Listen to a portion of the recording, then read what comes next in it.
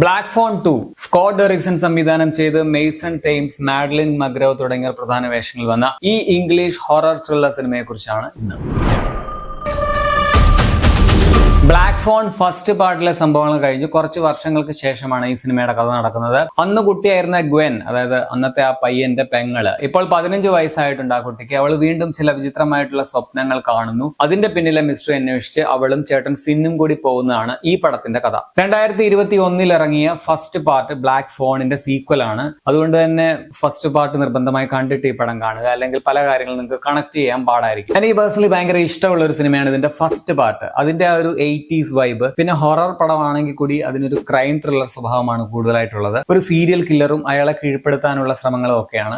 So ആ ഒരു mystery സ്വഭാവം കൊണ്ട് എനിക്ക് ആ പടം ഭയങ്കര ഇഷ്ടമാണ്. ആ ഒരു സിനിമയോടുള്ള ഇഷ്ടം കൊണ്ടാണ് ഇതിന് ഈ സെക്കൻഡ് പാർട്ട് വരുന്നു എന്ന് അറിഞ്ഞപ്പോൾ ഈ പടം എന്തായാലും വരുമ്പോൾ കാണണമെന്ന് ഞാൻ കരുതിയിരുന്നതാണ്. പക്ഷെ ഞങ്ങളുടെ നാട്ടിലൊന്നും ഈ പടം റിലീസ് ഇല്ലായിരുന്നതുകൊണ്ട് ഞാൻ കൊച്ചിയിൽ പോയാണ് കണ്ടത്. ഫോറം മാളിലെ PVR സ്ക്രീൻ 5-ലായിരുന്നു പടം കണ്ടത്. ഞാൻ ചെന്ന് കയറിയപ്പോൾ ഞാൻ എല്ലാ തിയേറ്ററിലും ഒരു മനുഷ്യരില്ല. സോ വാവ്, ഇങ്ങനെ പടം കാണുകയാണെങ്കിൽ ശരിക്കും പേടിച്ചേക്കുമെന്ന് കരുതിയിരുന്നപ്പോൾ കുറച്ച് ആൾക്കാരൊക്കെ വന്നു കേട്ടോ. ഒരു 10 പേര് കാണുമായിരിക്കും. പക്ഷെ എനിക്ക് പടം കണ്ടപ്പോൾ അത്രയ്ക്ക് പേടിയൊന്നും വന്നില്ല. ഈ പാർട്ട് ഒരു ഓക്കേഷ് ത്രില്ലറായിട്ടാണ് എനിക്ക് തോന്നിയത്. ഒന്നാം ഭാഗത്തിന്റെ അത്രയും മികച്ചതായിട്ടൊന്നും തോന്നിയില്ല. ഫസ്റ്റ് പാർട്ട് ഒരു ക്രൈം ത്രില്ലർ വിത്ത് കുറച്ച് സൂപ്പർ നാച്ചുറൽ എലമെന്റ്സ് ആയിരുന്നെങ്കിൽ സെക്കൻഡ് പാർട്ടിലേക്ക് വരുമ്പോൾ ഒരു ജോണർ ഷിഫ്റ്റ് കംപ്ലീറ്റ് നടന്നിട്ടുണ്ട്. ഇതൊരു പൂർണ്ണമായിട്ടും ഒരു ഹൊറർ മൂഡിലേക്ക് പടം മാറുന്നുണ്ട്. ഒരു കംപ്ലീറ്റ് സൂപ്പർ നാച്ചുറൽ സ്വഭാവമാണ് പടത്തിനുള്ളതെന്ന് പറയാം. അതുപോലെ ഫസ്റ്റ് പാർട്ടിൽ പയ്യനായിരുന്നു പ്രാധാന്യമെങ്കിൽ ഈ പടത്തിൽ പെൺകുട്ടിക്കാണ് കൂടുതൽ പ്രാധാന്യം കൊടുത്തിട്ടുള്ളത്. മഞ്ഞിലാണ് ഈ പടത്തിലെ സംഭവങ്ങളൊക്കെ നടക്കുന്നത്. അത് കണ്ടിരിക്കാൻ രസമുണ്ടായിരുന്നു കേട്ടോ. AC-യുടെ തണുപ്പും ഒക്കെ ആയിട്ട് ഒരു റിയൽ ഫീല് കിട്ടുന്നുണ്ടായിരുന്നു. പടം വളരെ ഫാസ്റ്റും എൻഗേജിങ്ങും ത്രില്ലിംഗും ഒക്കെയാണ്. സ്റ്റിൽ എന്തോ ഒരു ഭയങ്കര ഇമ്പാക്ട് പടം തന്നില്ല എന്ന് പറയാം. പെർഫോമൻസ് വൈസ് എല്ലാവരും നൈസ് ആണ്. മാഡ്ലിൻ മഗ്രോ ആണ് ഇതിലെ കേന്ദ്ര കഥാപാത്രമായ ഗ്വെന്നിനെ അവതരിപ്പിച്ചിട്ടുള്ളത്. ഫസ്റ്റ് പാർട്ടിലുള്ള കൊച്ചു തന്നെയാണ്, നന്നായിട്ട് തന്നെ ചെയ്തിട്ടുണ്ട്. ഫസ്റ്റിലെ മെയിൻ റോളിൽ, അതായത് ഈ പെങ്കൊച്ചിന്റെ ചേട്ടൻ ഫിൻ ആയിട്ട് വന്ന മെയ്സൺ തെയിംസ് തന്നെയാണ് ഈ പടത്തിലും ആ റോൾ ചെയ്തിരിക്കുന്നത്. പടം ഫുള്ളുള്ള ഒരു ക്യാരക്ടറാണ്. പക്ഷെ പെൺകുട്ടിയുടെ ക്യാരക്ടറാണ് കുറച്ചുകൂടി പ്രാധാന്യം എന്ന് പറയാം. ഈതൻ ഹോക്ക് ആണ് ഇതിലെ വില്ലനായിട്ട് വന്നിട്ടുള്ളത്. പുള്ളിയുടെ ആ ഒരു മാസ്കും സംഭവമൊക്കെ കിടുവാണ്. പക്ഷെ പുള്ളിയെ ഇതിൽ ഫസ്റ്റ് പാർട്ട് വെച്ച് നോക്കുമ്പോൾ അത്രയും പോലും ഫേസ് ഒന്നും കാണിക്കുന്നില്ല. സ്ക്രീൻ സ്പേസ് കുറവാണ് എന്ന് തോന്നി. ബാക്കി എല്ലാവരും ഓക്കെ പെർഫോമൻസ് ആയിരുന്നു. ടെക്നിക്കൽ സൈഡിൽ എനിക്ക് ഇതിന്റെ ഏറ്റവും വലിയ പോസിറ്റീവായിട്ട് തോന്നിയിട്ടുള്ളത് ഇതിന്റെ ആർട്ട് ഡയറക്ഷൻ ആണ്. ഈ രണ്ട് സിനിമകളുടെയും ആർട്ട് ഭയങ്കര രസമാണ്. 1970കളുടെ അവസാനം അല്ലെങ്കിൽ 80കളുടെ തുടക്കമൊക്കെയാണ് കാണിക്കുന്നത്. അന്നത്തെ കാലത്തെ ഡ്രസ്സ്, ബിൽഡിങ്സ്, വാഹനങ്ങൾ എല്ലാം ഭയങ്കര ഡീറ്റെയിലിംഗ് കൊടുത്ത് തന്നെ അവർ ചെയ്തിട്ടുണ്ട്. സോ കിഡു ആർട്ട് വർക്കാണ് ഈ പടത്തിലുള്ളത്. അപ്പൊ നിങ്ങൾ ഈ 80കളിലേക്ക് സിനിമകള്, ഇംഗ്ലീഷ് പടങ്ങളൊക്കെ കൂടുതലായിട്ട് കാണുന്നുള്ളവരൊക്കെ ആണെങ്കിൽ കൃത്യമായിട്ട് നമുക്ക് മനസ്സിലാക്കാൻ പറ്റും. ഞാൻ പേഴ്സണലി 80കളിലെ എല്ലാ ഭാഷയിലുമുള്ള സിനിമകൾ ഭയങ്കരമായിട്ട് ഇഷ്ടപ്പെടുന്ന ഒരു വ്യക്തിയാണ്. സോ എനിക്ക് ഈ ഒരു 80s വൈബ് തരുന്ന പടങ്ങൾ ഭയങ്കര ഇഷ്ടമാണ്. ഇതിലാണെങ്കിൽ ടൈറ്റിലൊക്കെ എഴുതി കാണിക്കുമ്പോൾ തന്നെ യൂണിവേഴ്സൽ പിക്ചേഴ്സിന്റെ ലോഗോ അത് അവരുടെ ഒരു 80s ആർക്കൈവ്സ് എടുത്താണ് ഉപയോഗിച്ചിരിക്കുന്നത് തോന്നുന്നു.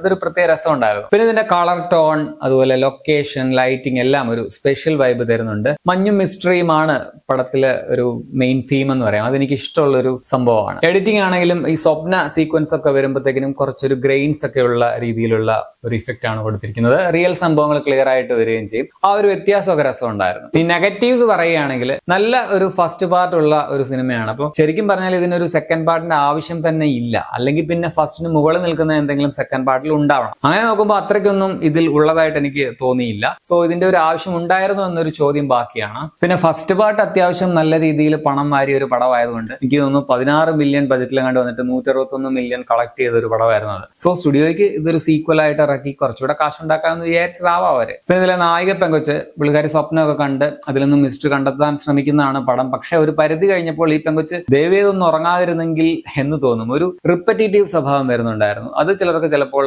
ഒട്ടും രസിക്കാതിരിക്കാനുള്ള സാധ്യതയുണ്ട്. അതുപോലെ കുട്ടികൾക്ക് നേരെയുള്ള വയലൻസ് പടത്തിലുണ്ട്. അതും മിക്കവർക്കും കുറച്ച് ഡിസ്റ്റർബിങ് ആയിരിക്കും. പിന്നെ എനിക്കാണെങ്കിൽ ഈ ഹൊറർ പടങ്ങളൊക്കെ ഒരുപാട് കണ്ട് ഏത് സമയത്ത് എന്തൊക്കെ ജംപ് സ്കെയർസ് ഒക്കെ വരുമെന്ന് അറിയാം. അതുകൊണ്ട് എനിക്കിതിലെ അത്തരം സീനുകളിലൊന്നും ഒരു പേടിയൊന്നും തോന്നിയില്ല. പിന്നെ ഈ പടം മൊത്തത്തിൽ പ്രഡിക്റ്റബിൾ ആണ് എന്ന് തന്നെ പറയാം. എന്താണ് അവസാനം സംഭവിക്കാൻ പോകുന്നതൊക്കെ നമുക്ക് ഊഹിക്കാവുന്നേ ഉള്ളൂ. സോ മൊത്തത്തിൽ ഒരു ഓക്കേഷ് ഹൊറർ ത്രില്ലർ ആണ് ബ്ലാക്ക് ഫോൺ 2. ഫസ്റ്റ് പാർട്ടിന് അത്രയും എത്തിയില്ലെങ്കിലും കണ്ടിരിക്കാവുന്ന ഒരു വൺ ടൈം വാച്ച് പടം, അത്രേ ഉള്ളൂ. ഒരു ഔട്ട്സ്റ്റാൻഡിങ് അല്ലെങ്കിൽ ഒരു ഗംഭീര എക്സ്പീരിയൻസ് ആയിട്ടൊന്നും തോന്നിയില്ല. ചുമ്മാ കാണാം. പേഴ്സണലി എനിക്ക് ഈ ഫസ്റ്റ് പാർട്ടിനോട് ഇഷ്ടം കൂടുതലുള്ളത് കൊണ്ട്, 80s വൈബ് ഒക്കെ ഇഷ്ടമായതുകൊണ്ട് ഞാൻ ഈ പടം എൻജോയ് ചെയ്ത് കണ്ടു എന്ന് മാത്രം. മാത്രം. ഈ സിനിമയുടെ ഒരു പ്ലോട്ടിന്റെ പ്രത്യേകത ക്യാമറ, സൗണ്ട് ഡിസൈൻ ഒക്കെ കൊണ്ട് തിയേറ്ററിൽ കാണുകയാണെങ്കിൽ കുറച്ചുകൂടി ഒരു രസം ഉണ്ടായിരിക്കും തോന്നുന്നു. പക്ഷെ അമിത പ്രതീക്ഷയൊന്നും വെക്കുകയും വേണ്ട. പടം നിങ്ങൾക്ക് തിയേറ്ററുകളിൽ കാണാം. 1 മണിക്കൂർ 54 മിനിറ്റ് ആണ് സിനിമയുടെ റൺ ടൈം. 18+ ആണ്. വയലൻസ് ഒക്കെ ഉള്ളതുകൊണ്ട്. അപ്പൊ നിങ്ങൾ ഈ പടം കണ്ടുള്ളവരാണെങ്കിൽ നിങ്ങളുടെ അഭിപ്രായം കമന്റിൽ രേഖപ്പെടുത്തുമല്ലോ.